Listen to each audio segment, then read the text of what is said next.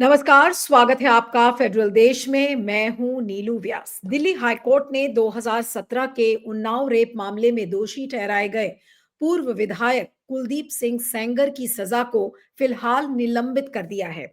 ये राहत उनकी अपील पर सुनवाई के दौरान दी गई है। हालांकि अदालत ने यह साफ किया है कि यह फैसला पूरी तरह सशर्त है और पीड़िता की सुरक्षा सर्वोपरि रहेगी। अदालत ने इस शर्त पर दी राहत, और क्या शर्त है वो भी आपको बता देते हैं कि हाईकोर्ट ने आदेश दिया कि कुलदीप सिंह सेंगर दिल्ली में उस इलाके के 5 किलोमीटर के दायरे में प्रवेश नहीं करेंगे जहां पीड़िता रहती है। अदालत का कहना है कि इस शर्त का उद्देश्य पीड़िता को किसी भी तरह की मानसिक या शारीरिक असुविधा से बचाना है। मामले की पृष्ठभूमि में अदालत ने यह भी स्पष्ट किया कि सजा का निलंबन दोष मुक्ति नहीं है, बल्कि अपील लंबित रहने तक दी गई अस्थायी राहत है। यदि किसी भी शर्त का उल्लंघन होता है तो ये राहत तुरंत वापस ले ली जाएगी। गौरतलब है कि 2017 का उन्नाव रेप मामला देश भर में चर्चा का विषय बना था। पीड़िता ने तत्कालीन विधायक पर गंभीर आरोप लगाए थे, जिसके बाद लंबे कानूनी संघर्ष के बाद निचली अदालत ने सेंगर को दोषी ठहराते हुए सजा सुनाई थी। अब इस मामले में आगे की सुनवाई के दौरान हाईकोर्ट अपील के मेरिट पर विचार करेगा। तब तक कुलदीप सिंह सेंगर को अदालत की ओर से तय की गई सभी शर्तों का पालन करना अनिवार्य होगा, और यही सारी बातें इसमें कही गई हैं। लेकिन ये कितना बड़ा झटका है एक तरीके का उस पीड़िता के लिए, और महिलाओं को जो न्याय दिया जाता है, अगर उसकी श्रृंखला में हम बात करें, तो क्या वाकई में उस पीड़िता के साथ न्याय किया गया? क्या कुलदीप सिंह सेंगर क्योंकि बीजेपी के एमएलए थे, क्या वो इसलिए छूट गए? क्या इसलिए उनको ये टेम्पररी राहत दी गई? ये सब तो कहने की बातें हैं कि भाई ये मामला लंबित है, अगर कोई वो उल्लंघन करेंगे तब उनको वापस उनको जेल भेज दिया जाएगा। तो आज इसी न्याय के बारे में हम बात करेंगे कि क्या इसे एक ट्रेवेस्टी ऑफ जस्टिस नहीं कहते, क्या एक आयरनी नहीं कहेंगे जहां तक न्याय का सवाल है। हमारे साथ दो खास मेहमान हैं, उनसे मैं आपका परिचय करवाती हूँ। मनीष शर्मा जो पॉलिटिकल एनालिस्ट है, वाराणसी से हमारे साथ जुड़ रहे हैं, आपका स्वागत है। और शिल्पी हमारे साथ हैं, सीनियर जर्नलिस्ट फेडरल के साथ, आपका भी स्वागत है। और मैं शिल्पी से शुरू करती हूँ कि शिल्पी, जी। आप इस फैसले को कैसे देखती हैं? कुलदीप सिंह सेंगर, अब तो उनको राहत मिल गई है फिलहाल, और सशर्त उनको राहत दी गई है, लेकिन ऐसी शर्तों के क्या मायने हैं अगर वो एक पावरफुल और सत्तारूढ़ पक्ष के एक नेता हैं? तो जाहिर सी बात है कि उनको तो जब तक सत्ता है तब तक वो छूटे रहेंगे। देखिए, बिल्कुल जो इंसाफ की लड़ाई लड़ी थी पीड़िता और उनके जो परिवार के लोग, उनके लिए ये बहुत बड़ा झटका है और साथ ही ये भी है कि जिस तरह से सशर्त ये उनको एक तरह से उनकी सज़ा को निलंबित किया गया है, उसके भी अगर आप मायने देखें, तो वो 5 किलोमीटर के दायरे में नहीं जाएँगे, वो वहाँ नहीं जाएँगे। लेकिन बाहुबलियों के या जो इस तरह के जो लोग होते हैं, उनके हाथ और उनके हज़ार बाजू कितने होते हैं, ये सभी जानते हैं। क्योंकि वो खुद वहाँ नहीं होंगे, लेकिन अगर कुलदीप सिंह सेंगर बाहर होंगे, तो उस बात के मायने ही उस पीड़िता के लिए और उसके परिवार के लिए बहुत अलग तरीके से हैं। मैं आपको बताना चाहूँगी कि ये जो केस था, ये मैंने खुद कवर किया है, उन्नाव जाकर भी कवर किया है और पीड़िता से खुद मिली भी हूँ, उस समय जब ये मामला हुआ था। उस समय भी मामला दर्ज करने में बहुत ज़्यादा मुश्किलें हुई थी और उसके बाद जैसे-जैसे ये केस अनफोल्ड होता गया, वैसे-वैसे ये पता चला कि एक-एक स्टेप पर, एक-एक कदम पर न्याय पाने के लिए पीड़िता को या अपनी लड़ाई कम से कम जारी रखने के लिए बहुत ज़्यादा मुश्किलों का सामना करना पड़ा, उसका लोगों ने साथ दिया। लेकिन इतना तय है कि जिस तरह से राजनीति और अपराध का गठजोड़ है और उसके बाद इस तरह से इतने हाई प्रोफाइल मामले में अगर इस तरह से बात होती है, तो अपने आप में ये बहुत ही निराशाजनक है क्योंकि आप देखिए ना कि जिस तरह से चीज़ें हुई हैं सिर्फ ये इस तरह का मामला हुआ ये नहीं, उसके बाद सर्वाइवल का जिस तरह से एक्सीडेंट हुआ, बिना नंबर की ट्रक ने उसकी गाड़ी को उस समय टक्कर मारी मारी जब वो एक तरह से सुनवाई के लिए जा रही थी।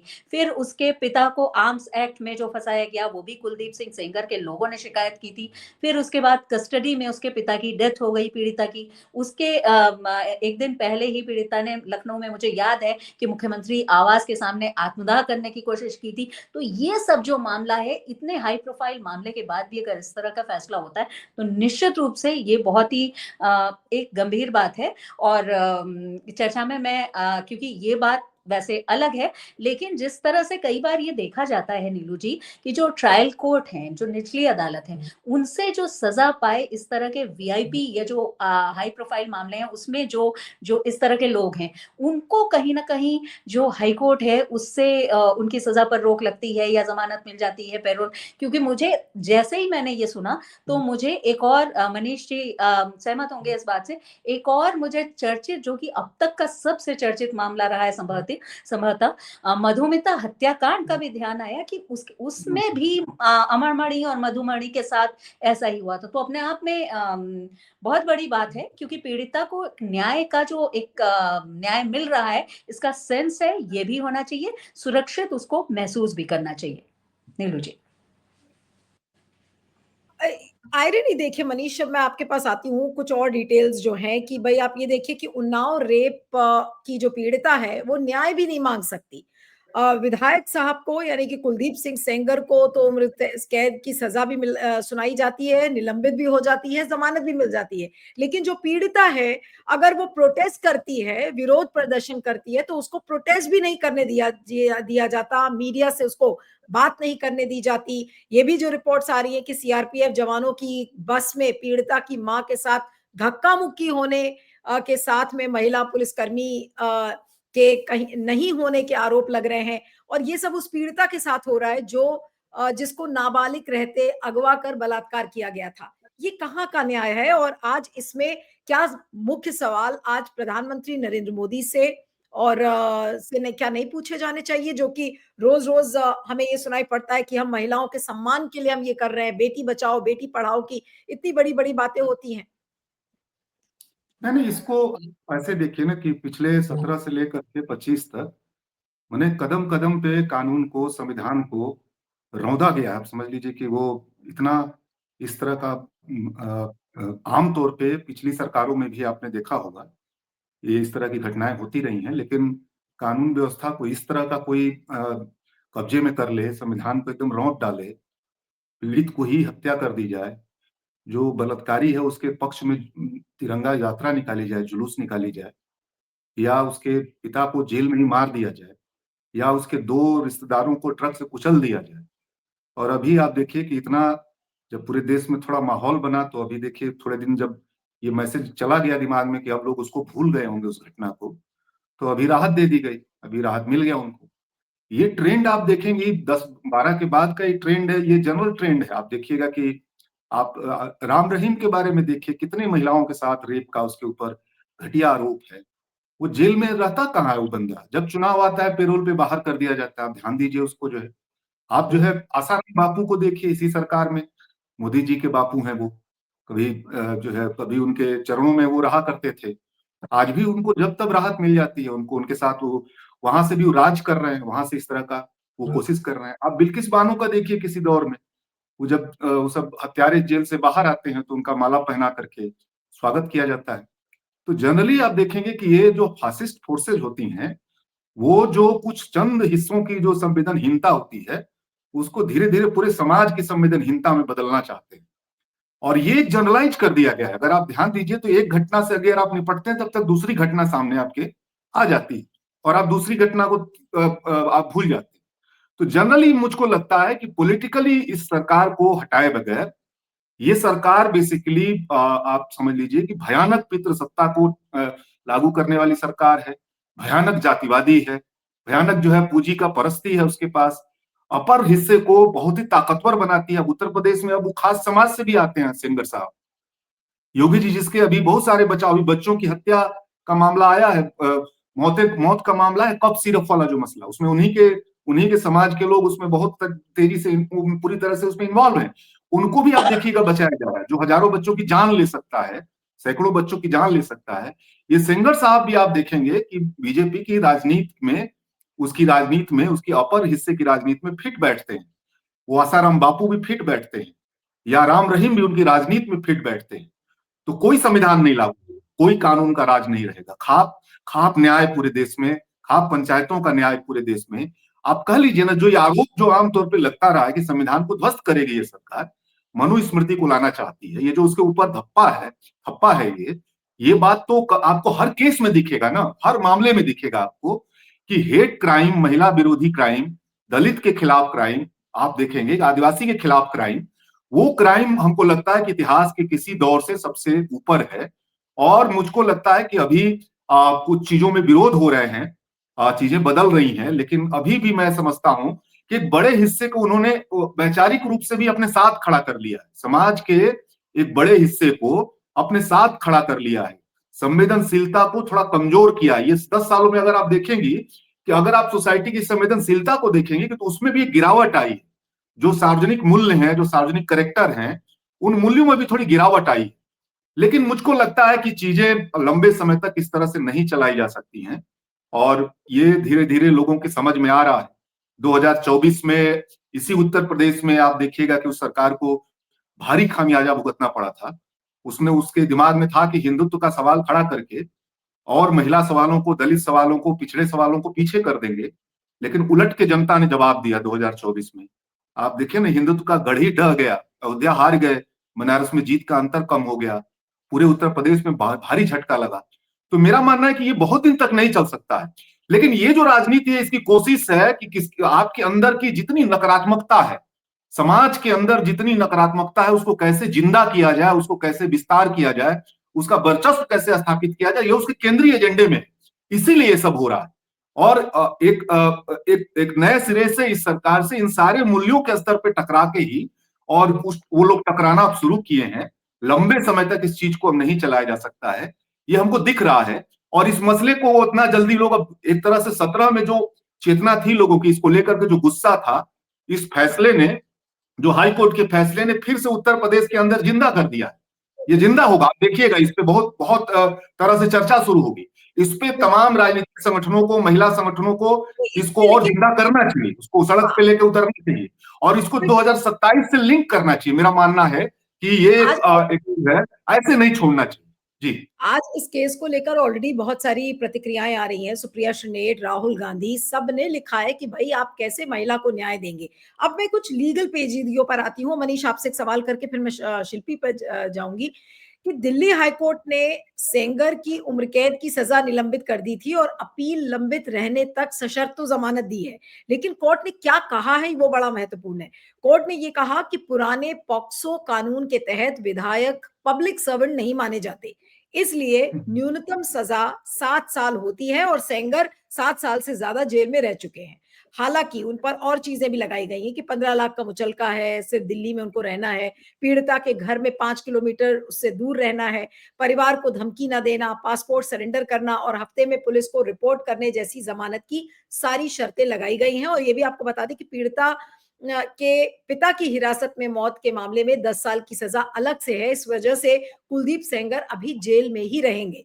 तो ये जो उनको रिहाई मिली है या रिलीफ मिली है, ये इसको आप कैसे देखते हैं? ये हाफ बेक्ड है या फिर एक परसेप्शन बनाने के लिए? ये थोड़ा सा लीगल पेचीदगी थोड़ा सा समझाएंगे मनीष जी? नहीं, इसमें मेरा ये कहना है कि आप समझिए इस बात को कि बेसिकली कानूनी जो मसले होते हैं संविधान में, उसमें ढेर सारा जो विवेकाधिकार है जो जजों का, वो बहुत प्रोमिनेंट है। अगर आप देखेंगे, जिसको बाबा साहब भी उस समय बोल रहे थे कि गिवन सिचुएशन में ये संविधान लेके हम आ रहे हैं, हम जैसा चाहते थे वैसा अभी ये संविधान ने, इसको उत्तरोत्तर और ज्यादा इसको हमको विकसित करना है। यह सरकार उसको पीछे ले जाना चाहती है।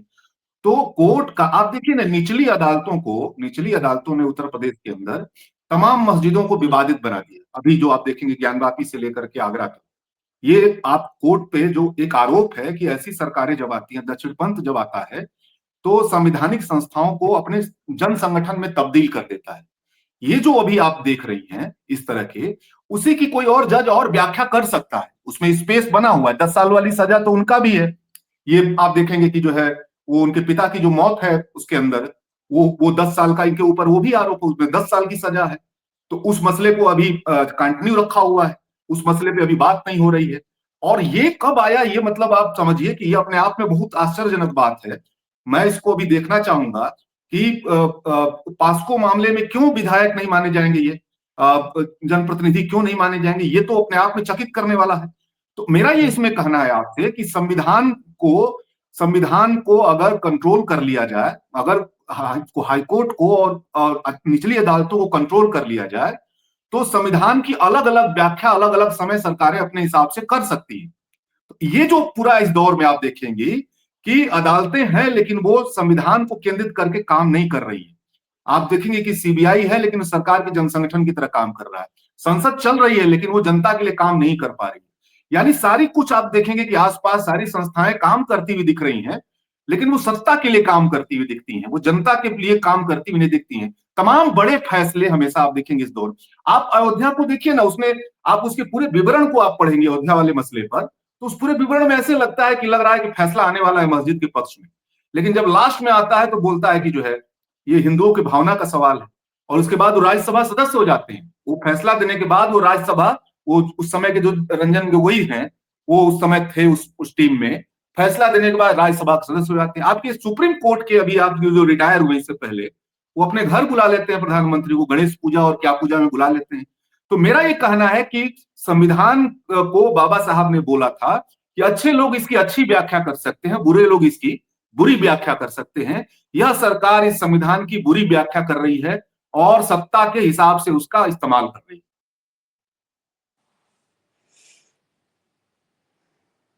आपकी आवाज नहीं आ रही। हाँ, अब आपके आपकी पास आवाज आती नहीं हूँ। आ रही। हाँ, हाँ। शिल्पी, मैं अब आपके पास आती हूँ कि पीड़िता ने ये कहा है और उन्होंने शायद कुछ एक आध टीवी चैनल से बात किया। उन्होंने कहा कि ये फैसला हमारे लिए मौत से कम नहीं है। हम सुप्रीम कोर्ट में चुनौती देंगे और अगर ऐसे मामलों में दोषी को जमानत मिलेगी, तो देश की बेटियां कैसे सुरक्षित रहेंगी? और पीड़िता ने ये भी बताया कि उनकी सुरक्षा, वकीलों और गवाहों की सुरक्षा पहले ही हटा ली गई है, जिससे डर और बढ़ गया है। तो आपको क्या लगता है कि किस तरीके का खतरा शिल्पी इस समय पीड़िता के ऊपर होगा? क्योंकि अब तो कुलदीप सेंगर अब बाहर निकलेंगे नहीं निकलेंगे, ये कहा जा रहा है कि भाई उनको राहत तो मिल गई है, लेकिन क्योंकि वो उनके पिता की मौत हो गई थी, इस वजह से वो 10 साल अभी जेल में रहेंगे। लेकिन कितना बड़ा खतरा है अब पीड़िता के लिए? देखिए नीलू जी, एक बात कही जाती है कि न सिर्फ न्याय हो बल्कि न्याय होता हुआ दिखाई भी दे।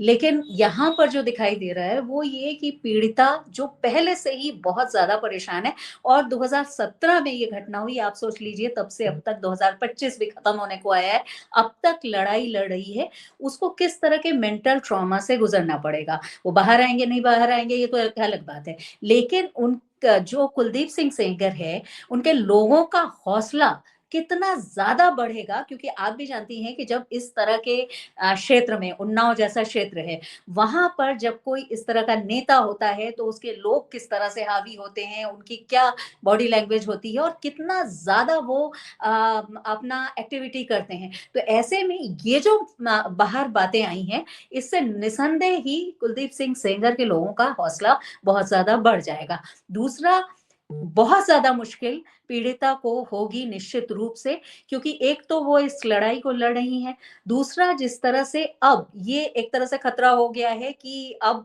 जो कुलदीप सिंह सेंगर के लोग हैं, वो बाहर आएँगे नहीं आएँगे, लेकिन उनके लोग एक तरह से ज़्यादा हौसले में होंगे।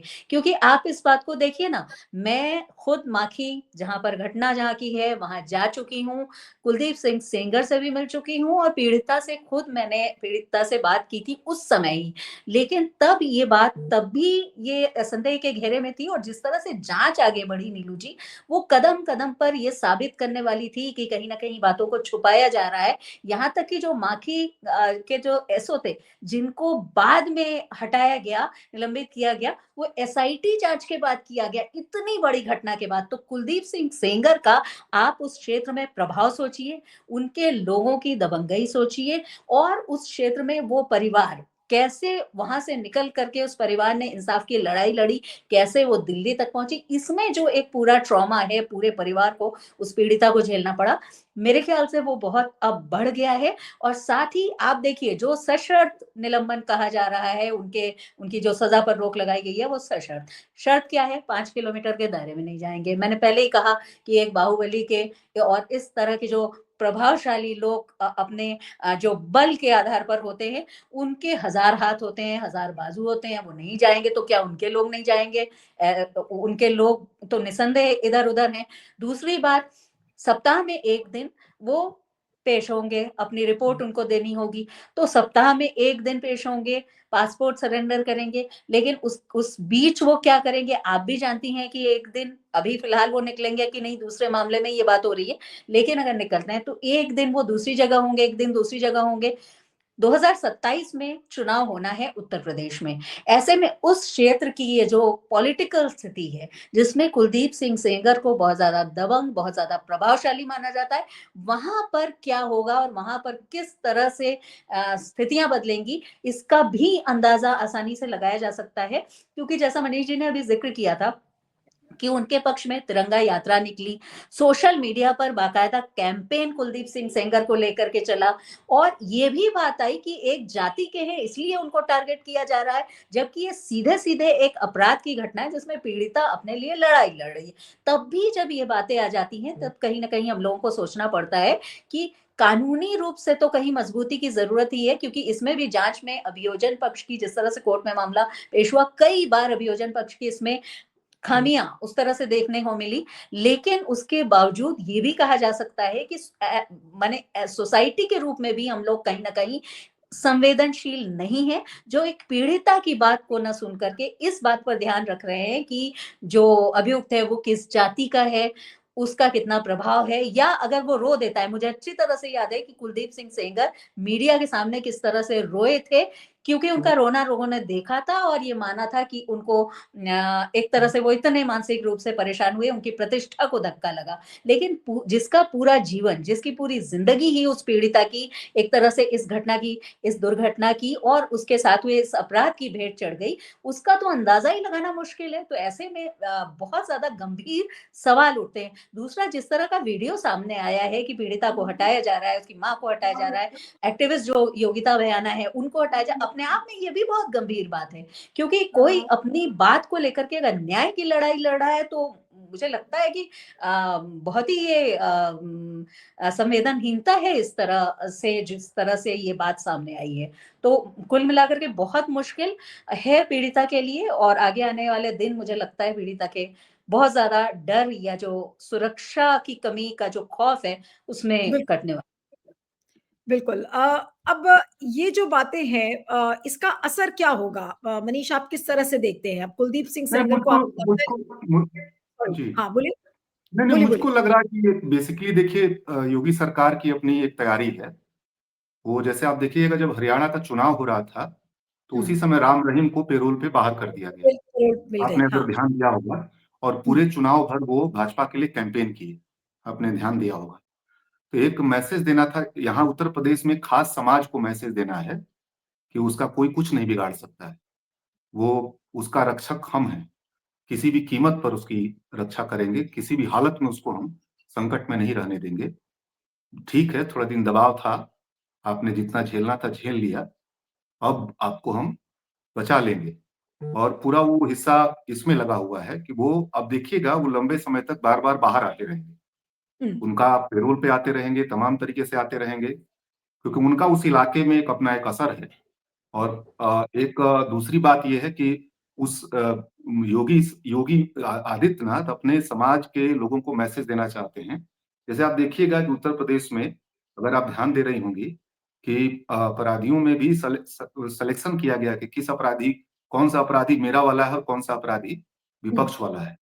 आपने ध्यान दिया होगा कि खास अपराधियों को सजा दे दी गई और खास अपराधी उत्तर प्रदेश में माननीय हो गए, अगर आप ध्यान देंगे।